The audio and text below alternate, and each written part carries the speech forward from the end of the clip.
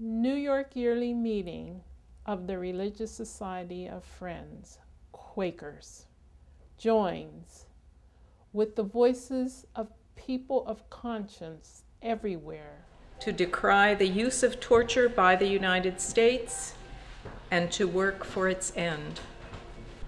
We acknowledge with deep sorrow and grave concern that our nation engages in torture and cruel, inhuman, and degrading treatment of prisoners and detainees. Our country has developed a system of interrogation techniques that, in addition to physical abuse, include subjecting persons to simulated drowning or waterboarding, extremes of temperature, light and noise, sleep deprivation, prolonged stress positions, nudity, hunger, and thirst, physical, psychological, and sexual humiliation, solitary confinement. The International Committee of the Red Cross has observed these detention practices and condemns them as an intentional system of cruel, unusual, and degrading treatments in a form of torture and as constituting war crimes. Facile denials by our government representatives display arrogance and hypocrisy and compound our shame. We have diminished our standing among nations and demeaned our moral values as a society and as individuals. The practice of torture by our nation is immoral, unethical, and illegal. Torture betrays our faith. Torture denies the divine light present in every person. It displaces God's love and call for the peaceable kingdom with violence, hatred, sadism, and tyranny. Torture offends Jesus' command to love your enemies, do good to them. It transgresses our belief that we must not repay anyone evil for evil. On the contrary, if your enemy is hungry, feed him. If he is thirsty, give him something to drink. Do not be overcome by evil, but overcome evil with good. In the presence of our nation's use of torture, we hearken to Jesus' query, what good will it be for a man if he gains the whole world, yet forfeits his soul? Torture debases our ethical and moral ideals. Torture destroys the humanity of the torturer, and those who have knowledge of it. Torture plumbs the recesses of human consciousness, unleashing an unfathomable capacity for cruelty, as well as seductive illusions of omnipotence. It fails to defend the sanctity of life and undermines our humanitarian ideals.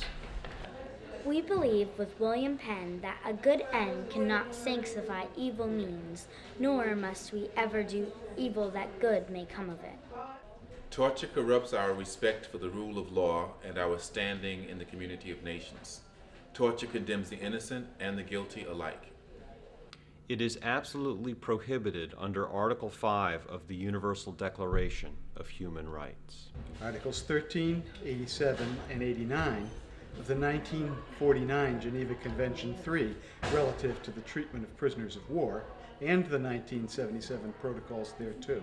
Article 31 of the Geneva Convention 4 relative to the protection of civilian persons in time of war, and the United Nations Convention Against Torture of 1994. It is forbidden by the 8th Amendment to the United States Constitution, banning the infliction of cruel and unusual punishments. It constitutes a war crime. Civilized nations agree that these techniques are immoral and illegal under both American and international law. A nation that sanctions torture in defiance of its democratic principles pays a terrible price. The stigma compromises its majesty and corrupts its integrity. Its officials must spin an ever more complex web of lies. That in the end weakens the bond of trust and the rule of law that are the sine qua non of a democracy. And beyond its borders, allies and enemies turn away in collective revulsion. We call on the United States to honor its constitutional and treaty obligations and our moral, ethical, and religious principles by ending immediately the use of torture and cruel and inhuman and degrading treatment of prisoners and detainees. We direct the clerk, on behalf of New York Yearly Meeting, to sign on to the National Religious Campaign Against Torture's Statement of Conscience and its Declaration of Principles for an executive order banning torture.